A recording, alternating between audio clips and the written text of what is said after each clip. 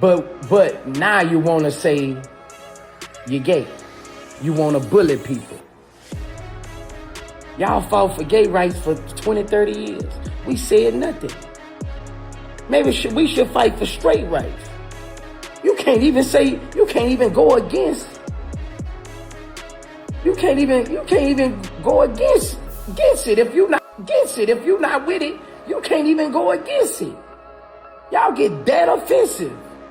Boosie Badazz just got canceled for banning gay people from his party. And instead of going quiet, the man went on camera and doubled down 10 toes deep. And y'all, what he said has got the whole internet at war right now. Let me break it down for you. June 6th, 2026, Pride Month, the height of it. Boosie posts a message saying transgender women are not welcome at his topless pool party going down June 20th. He didn't whisper it. He didn't sub it. He put it on X. He put it on Instagram. He attached the receipts, the DMs, all of it. And when the internet came for his neck, and they came hard, Boosie didn't delete and disappear like most of these rappers do when the heat get too high. He pulled out his phone, hit record, and gave a 2-minute speech standing on every single word.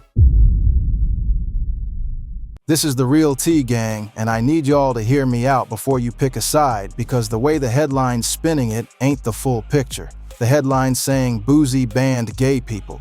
Boosie's defenders saying it's his party, leave the man alone, and the critics saying this is bigotry with a microphone. All three of them telling you something, but only one of them telling you everything. So sit down, lock in, because we about to walk through exactly what he posted, exactly what he said when he got called out, exactly what the streets and the timeline did in response, and the part nobody talking about. Why this same exact storm has followed Boosie for 6 straight years now. This ain't a one-time slip, this is a pattern, and by the end of this video, you gonna understand why this one hit different. Let's get into it. To understand how we got here, we gotta back it all the way up, because if you only just now hearing Boosie's name attached to this kind of controversy, you missing about 6 years of context, and that context is everything. First thing, let me set the record straight on the title, because precision matters, and I keep it 100 with y'all. The internet running with Boosie banned gay people, and that's the easy headline. But what actually happened, the specific thing that lit this fuse, was Boosie announcing he's banning transgender women from his pool party. That's the literal incident. Now, and this is where it connects, Boosie's history of going at the LGBTQ community is way bigger than just this one event, and we gonna get to all of it. But for the record, the spark this week was about trans women specifically. Keep that in your pocket, cause it matters when we break down his defense later. Now here's who we dealing with. Boosie Badazz, Torrance Hatch out of Baton Rouge, Louisiana, is one of the most influential Southern rappers of his entire generation. No cap. Set It Off, Wipe Me Down, a whole catalog that raised a generation. The man did Real Time,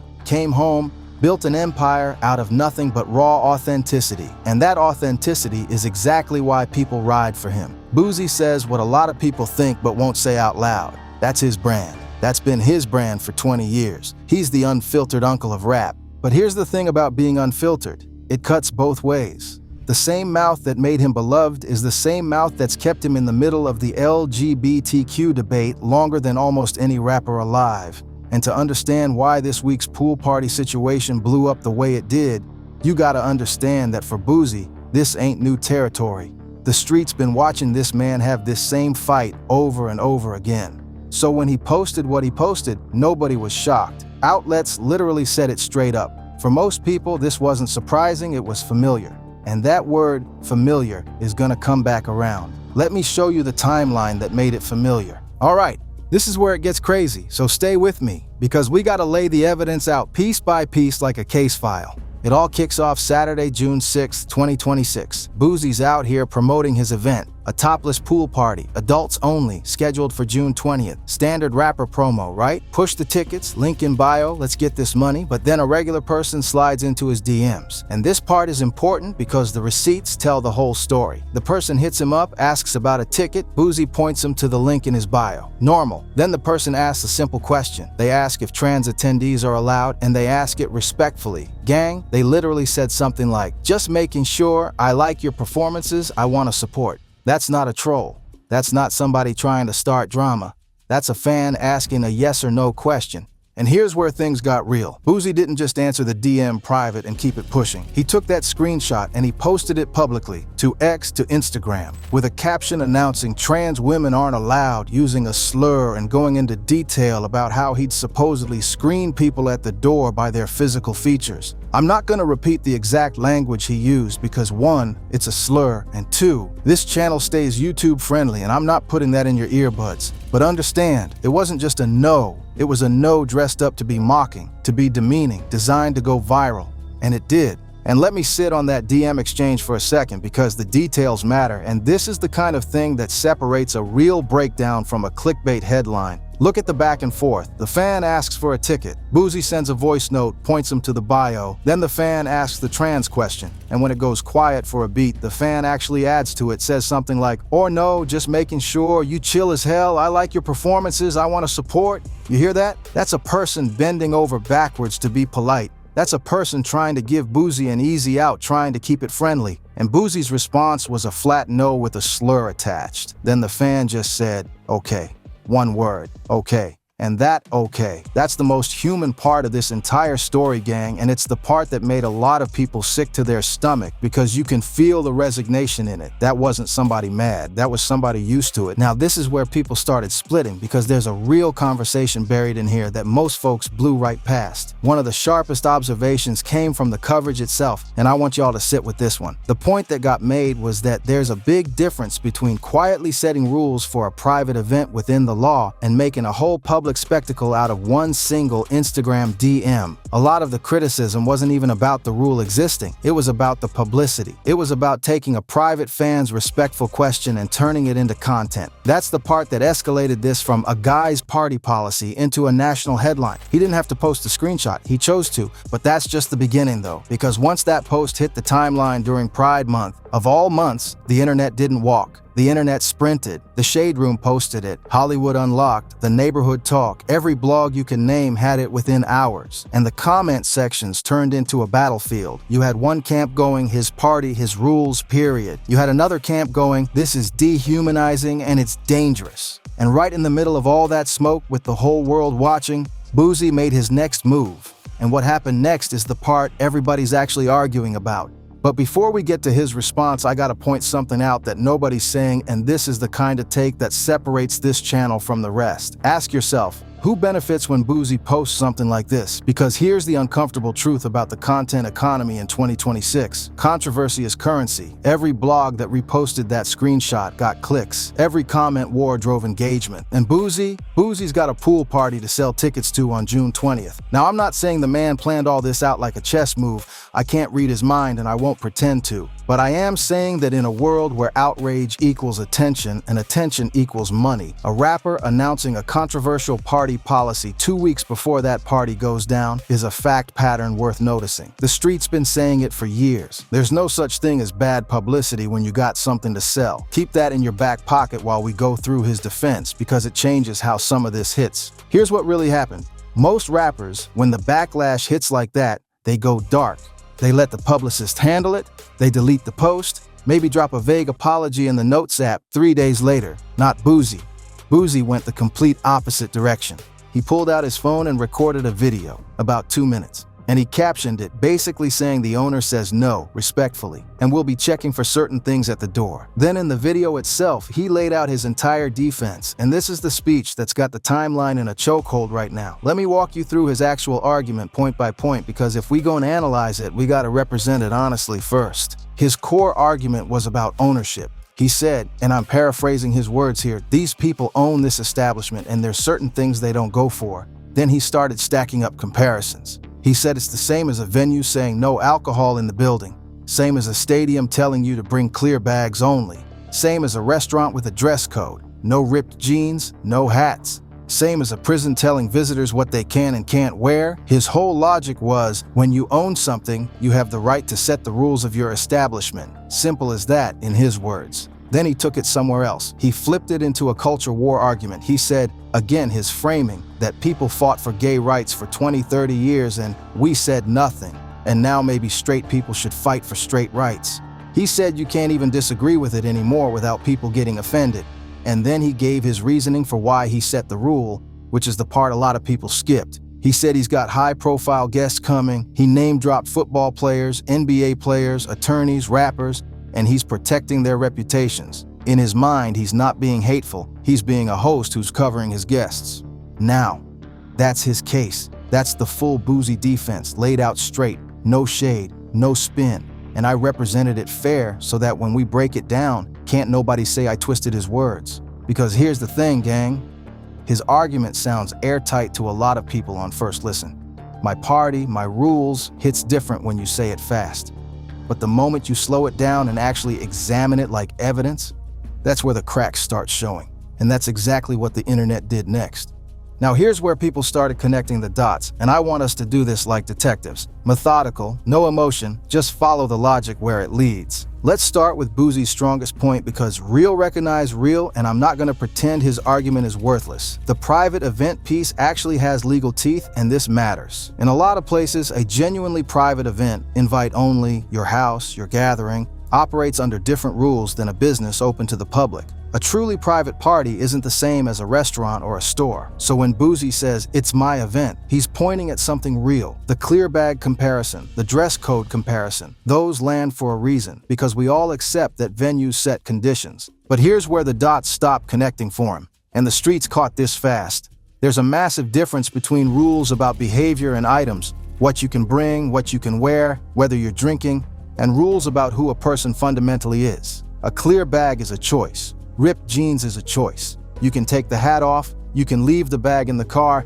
but you can't take off being who you are at the door. That's the whole problem with the comparison. He's lining up no ripped jeans next to no trans people, like they're the same category, and they're not even in the same universe. One's about what you carry, the other's about your existence, and once people peeped that, the clear bag argument fell apart for everybody except the folks who already agreed with him. Then there's the legal reality nobody on the his party, his rules side wants to deal with. This event is being publicly promoted, tickets sold to the general public, link in the bio for anybody. The second money's changing hands and the public's invited, you start drifting out of private gathering territory and into public accommodation territory. And in a lot of jurisdictions, public accommodations can't turn people away based on protected characteristics. I'm not a lawyer and I'm not telling you what the law is in Louisiana specifically, but I'm telling you its private defense gets a lot weaker the second you're selling tickets to strangers on the internet. That's just the timing of it. And then there's the part that's hardest to defend, which is the how.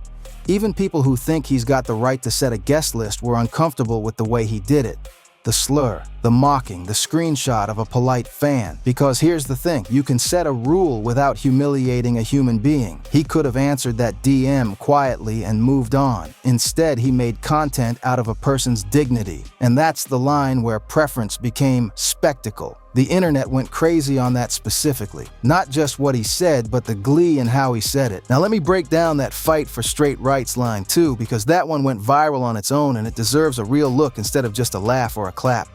What Boosie's tapping into there is a feeling a lot of his audience genuinely has, that the culture moved on them and didn't ask permission. That's the emotional core of it. But let's examine the logic like evidence. The whole reason a rights movement existed for one group is that group was being denied things everybody else already had. Getting fired, getting evicted, getting refused service, just for existing. So when somebody says we should fight for straight rights, the question the critics ask back is real simple. Fight to get what? What's the right that straight people are currently being denied? And that's where the argument runs out of road, because you can't name a thing. Nobody's banning straight people from pool parties. Nobody's getting checked at the door for being straight. So the line sounds like balance. Fair is fair both sides, but when you hold it up to the light, it's comparing a group that had to fight to be treated equal with a group that was never being treated unequal in the first place. That's not me telling you what to think. That's just following the logic to where it actually goes. Sit with it and decide for yourself. Now let me steel man his supporters one more time, cause I keep it fair. A lot of folks ride for Boosie, not because they hate anybody, but because they're tired of feeling like they can't have an opinion without getting canceled. That's a real feeling for a lot of people, and Boosie speaks directly to it. When he says, you can't even disagree anymore, that resonates with a whole audience who feel policed. I'm not gonna pretend that sentiment doesn't exist, or that everybody who nodded along is evil. They're not. But here's the counter the critics throw right back. There's a difference between disagreeing with an idea and excluding a human being. and dressing exclusion up as just my opinion doesn't change what it does to the person on the other end of it. That's the debate in a nutshell, and it's a real one.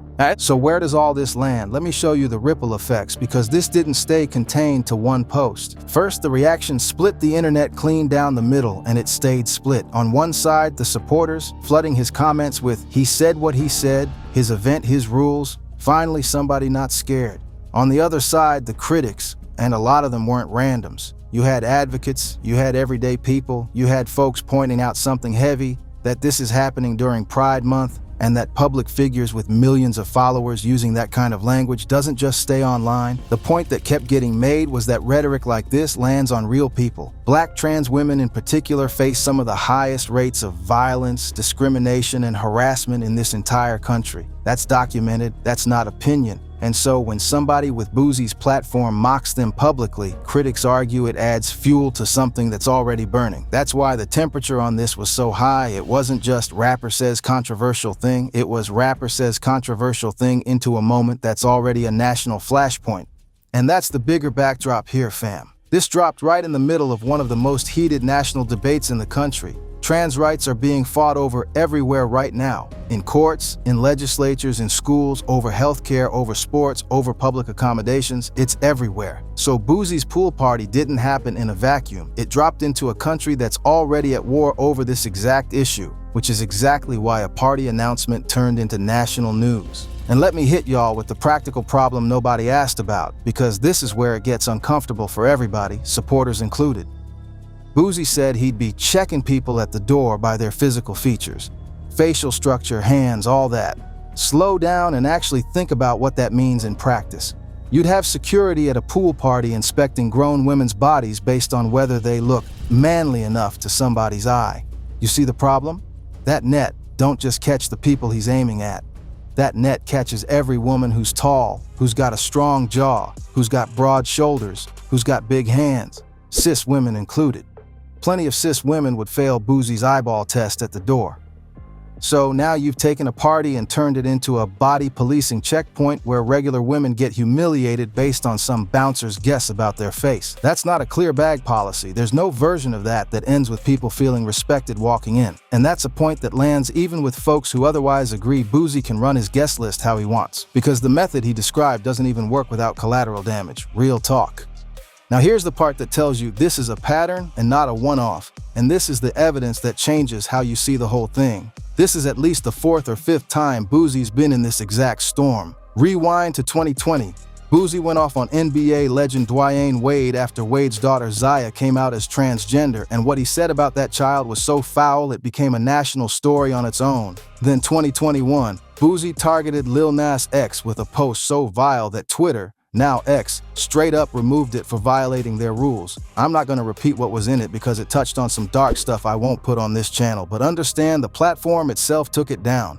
That same year, when DaBaby made his own controversial comments about the LGBTQ community at Rolling Loud and got dropped from festivals left and right, who stood next to him? Boosie. Publicly backed him. And so you see it now? This week's pool party isn't the story. This week's pool party is just the latest chapter in a book Boosie's been writing for 6 years. Every year or two, same fight, same headlines, same defense. That's why the blog said nobody was shocked. You can't be shocked by a rerun. But, and here's a wrinkle most people miss, it's not even as simple as Boosie hates everybody and never changes. Because in that same recent stretch, Boosie actually sat down with Jason Lee from Hollywood Unlocked, who's openly gay, and had a real conversation. They even joked around together. Lee asked him about performing at a Pride event, and Boosie said nah, he wouldn't. But the fact that the conversation happened at all, civil, face-to-face, complicates the cartoon villain narrative. So which Boosie is the real one? The one cracking jokes with Jason Lee, or the one mocking a fan in the DMs? Maybe both. Maybe that contradiction is the answer. People are complicated, and Boosie's a walking contradiction in real time. So let's zoom all the way out, because this is bigger than Boosie, bigger than one pool party, bigger than one bad weekend on the timeline.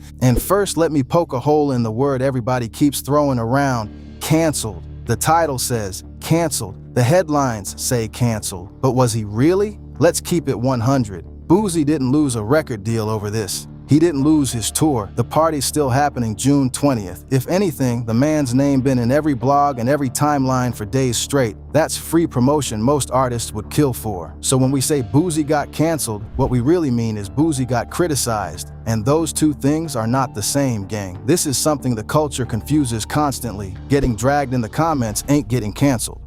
Losing real money, real opportunities, real platform, that's cancellation. And it almost never actually happens to people at Boosie's level.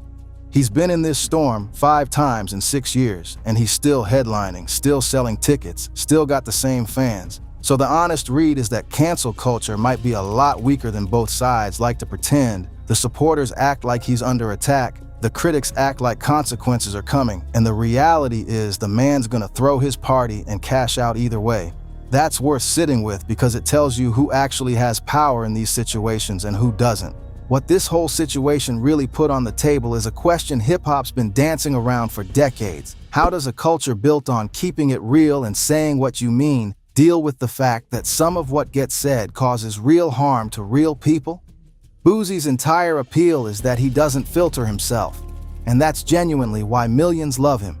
But this week showed the exact moment where no filter stops being refreshing and starts being a weapon. And the culture's gotta wrestle with that because Boosie ain't the only one. He's just the loudest this week. There's also the masculinity piece, and this runs deep in our community specifically. A lot of what Boosie said comes from a place that a lot of men, especially in certain pockets of the culture, were raised in. That rigid idea of what a man is supposed to be, who he's supposed to be around, what he's supposed to protect. When Boosie said he's protecting his guests' reputations, he revealed something real about how a lot of dudes think.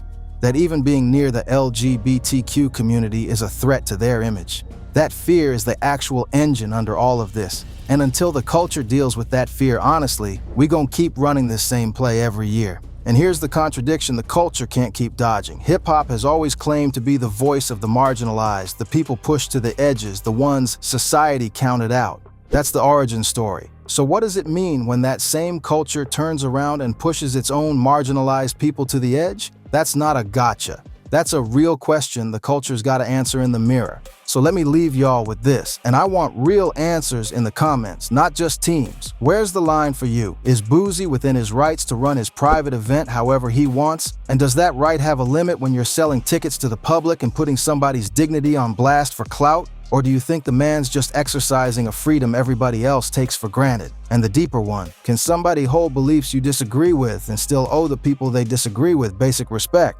Where do you personally draw that line? I gave you the receipts, I gave you both sides, I gave you the 6-year pattern and the contradiction inside it. Now I want to hear from y'all, and keep it 100 in the comments. No insults, just your real take. Drop it below. If this breakdown gave you the full picture the headlines didn't, hit that like, subscribe if you ain't already, and turn them notifications on cause you already know this story ain't over. Boosie's done this enough times that I can promise you. We'll be right back here again. The only question is when. I'm out. One love, gang.